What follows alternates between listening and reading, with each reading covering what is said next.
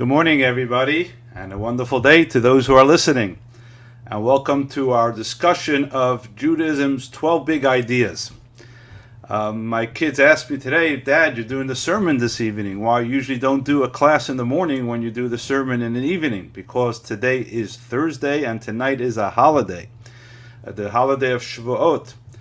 And I told them, you know what? Probably that would have been a good idea, but how do you prepare for the festival of Shavuot when God gave us the Torah by minimizing the study of Torah? That's not the right way to get ready. So although tonight we will have a sermon at 5:30 p.m., you can go to the website jewishcenter.info/sermon at 5:30 p.m. and we will discuss very interesting ideas of Shavuot, a holiday with extreme relevance to the exact time that we are spending now, not just the general pandemic, but the phase of the pandemic that we're in, and we will draw great inspiration from our Torah and our festival. But if we're preparing for Torah, we have to keep studying Torah, and hence we are going to continue to discuss Judaism's 12 big ideas. But before that, I want to announce our winner from last night's JTEX, Matt Kaur, who was the seventh person to answer the question correctly. And it's still time to get onto the bandwagon, jewishcenter.info/JTEX, Sunday and Wednesday. We have a good 5 minutes of excitement and drama, and you're on your text. So sign up on jewishcenter.info/JTEX. And as we mentioned, tomorrow is Shavuot, is a Jewish festival, and therefore we will not have any broadcasts. But tonight at 5:30, tune in for the sermon. So, what are the big ideas we are talking about? And let me share my screen here with you for a moment. There we go. Share. Share. Okay. And as those who are familiar with our course, we're talking about the Rebbe's 12 big ideas of Judaism that he introduced for Jewish children. And all these ideas are not just ideas for Jewish children, but they are also building blocks for us to understand what it is that Judaism expects from us as we go through the process of life. We are now on number 9, and that is success. And that is associated with the importance of success, the importance of knowing why we need to be successful, how do we gauge success, and that is based on the Talmudic statement that Yagaiti v'lo matzasi. If someone says, I have worked hard and have not been successful, do not believe them. If someone says, I have worked hard and I have not worked hard and I have been successful, don't believe them. If someone says, I have worked hard and I have been successful, believe them. And as I'm going to bring that up for a moment, so those who want to read it clearly again can do so. And to recap what we discussed in part 1 of this class, and for those that are coming on for the first time, each week we discuss one principle beginning on Tuesday, and then we conclude on Thursday.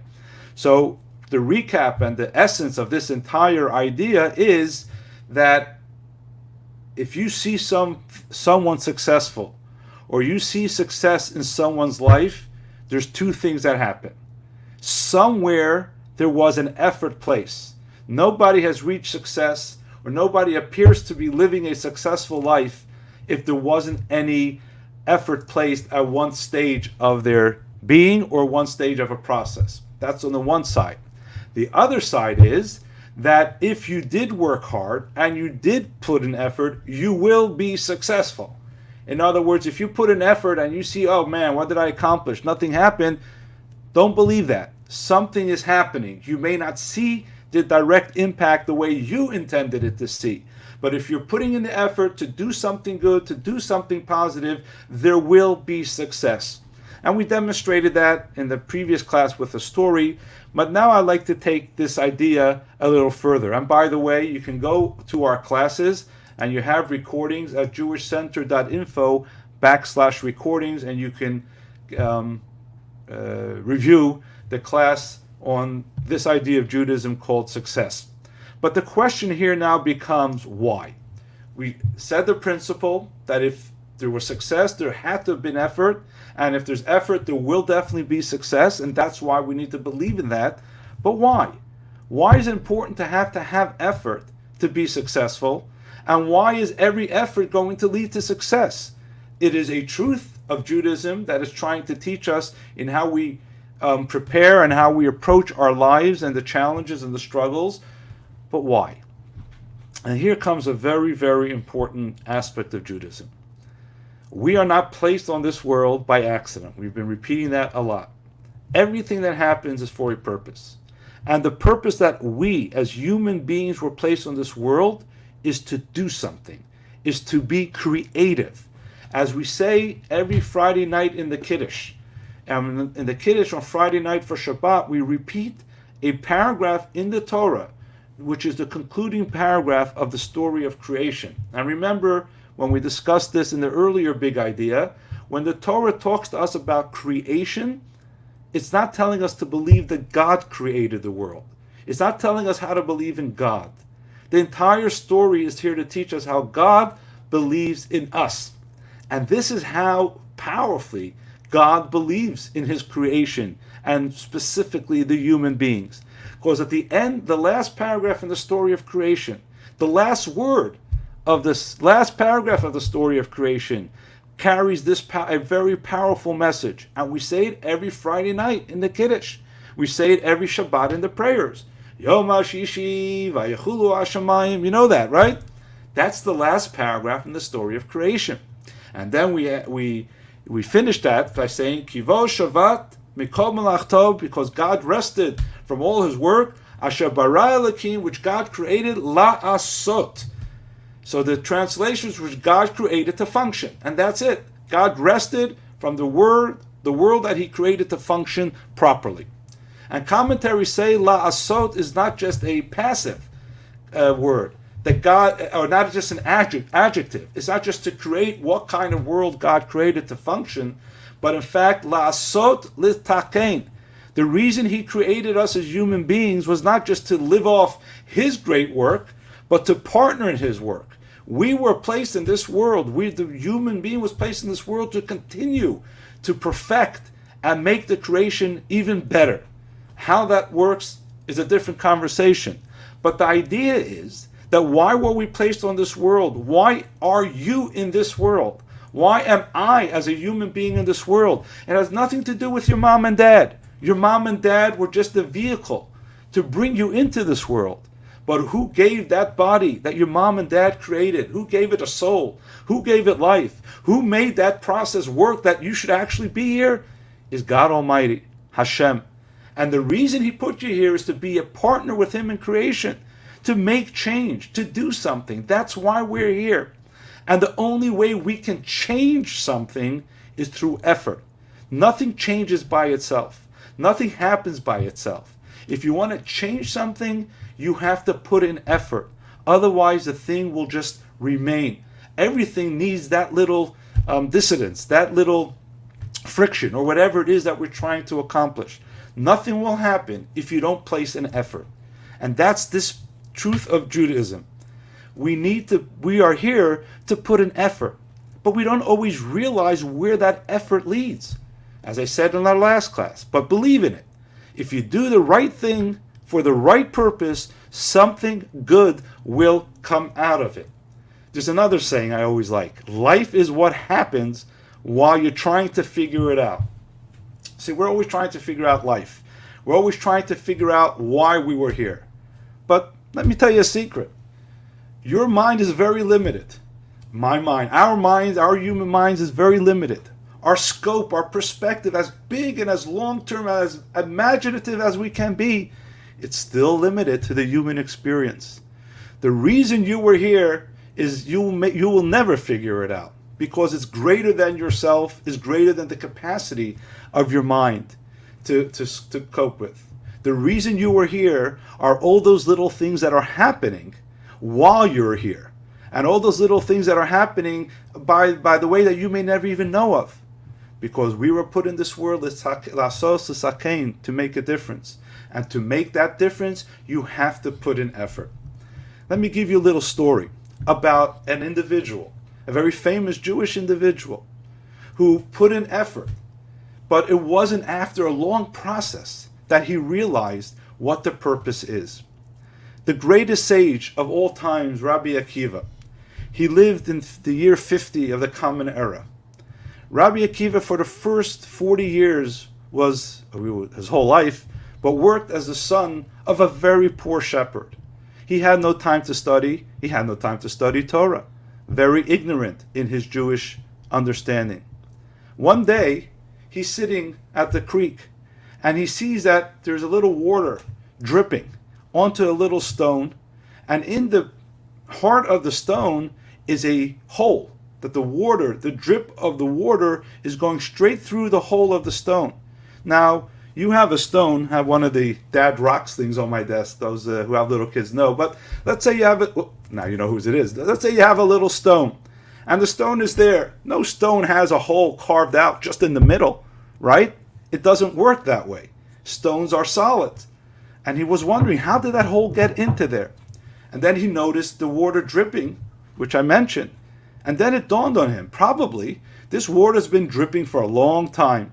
And although one drop of water cannot make a hole in a stone, but drip, drop, consistent small things eventually led to that hole. Now think of it. Let me ask you a question. Which drop actually made the hole? Which one? Was it the last drop that did the final piercing through the stone? Or was it the first drop who got the process going? Or was it the probably billions of drops that kept hitting on it? Which one made it? Made that hole? And of course the answer is not one at all. Not one on its own, but each together. And what happened was when Rabbi Akiva saw this, he said, you know what? I'm 40 years old. I haven't studied a word of Torah. But it's never too late. One letter, one idea at a time will slowly pierce my heart and enter my heart. And therefore, at that moment, he decided he's going to study. This shepherd, a 40 years old who didn't know much, became the greatest sage in Jewish history, had 24,000 students whom he taught from the age of 40 and on. Because when you put in effort, it will succeed. Maybe not at the moment that you think it's supposed to succeed. And it may not succeed in the way that you thought it will succeed. But tune in and do the right thing and put the effort to be the good person that you are meant to be, and many things will happen. Some that you're aware of, some that you know. Because this is the truth and the big idea of Judaism. You put in the effort, you work hard, you will succeed. You don't see the success, believe in it. And that's what the verse tells us. A person who worked hard and succeeded, that's the person, that's what we need to have faith in. And this hopefully will become our inspiration today as we proceed to Torah. And as much as we all know, we know so little of what tradition is. I'm a rabbi, I'm a teacher, I promise you, compared to the vast knowledge that I would like to know and there is to know, I'm very close to everybody else I'm teaching. I'm not teaching because I know a lot more. I'm teaching to share what I do know. And everyone can share that little information they know. Because it's not the quantity of the effort and success, it's the quality, it's the input and the focus and perspective that you put in the effort, you will see this. You put in the effort, there will be success to everything that you do. So, when those opportunities come along, grab onto them. Have faith in yourself, because God believes in you as well. And always understand this greatest truth. So, my friends, have a wonderful day. I will hopefully see you later, please God, at 5:30 at on our sermon, jewishcenter.info/sermon. I do want to bring up one more thing. If you can't make it later, that tomorrow is Yom Tov. Let me share the screen again. And therefore, I am promoting an effort. Let me put that up here. That tomorrow, on the holiday of Shavuos, although we cannot be at synagogue, together because we have not gotten the yellow signal yet. But tomorrow at 10 o'clock, take 10 minutes to read the 10 Commandments. Had the synagogues been open, we would be convening as a congregation and re-experiencing the experience of God giving the 10 Commandments. But because and it's important, just like at the time when God gave the 10 Commandments, that everybody, all the Jewish people, men, women, children, they were all there together as a people at the foot of Sinai. And that's why every year we try to make an effort that as many people to come to synagogue as possible when we reenact and we relive the giving of the Torah. Tomorrow, for God's purpose, the synagogue is in your dining room or in your living room. So at 10 o'clock, but that doesn't mean we can't all do something together at the foot of Sinai. So we as a community at 10 o'clock a.m. tomorrow, spend the 10 minutes, download the 10 Commandments online. If you need me to email, let me know. And all read the 10 Commandments together. This way, despite the situation that we're in, despite the fact that we're not at synagogue, but we can still tap into the energy of that moment and tap into the energy of the giving of the Torah on Mount Sinai. Have a wonderful day. We all have a lot to do because I got to see you back here at 5:30. All the best.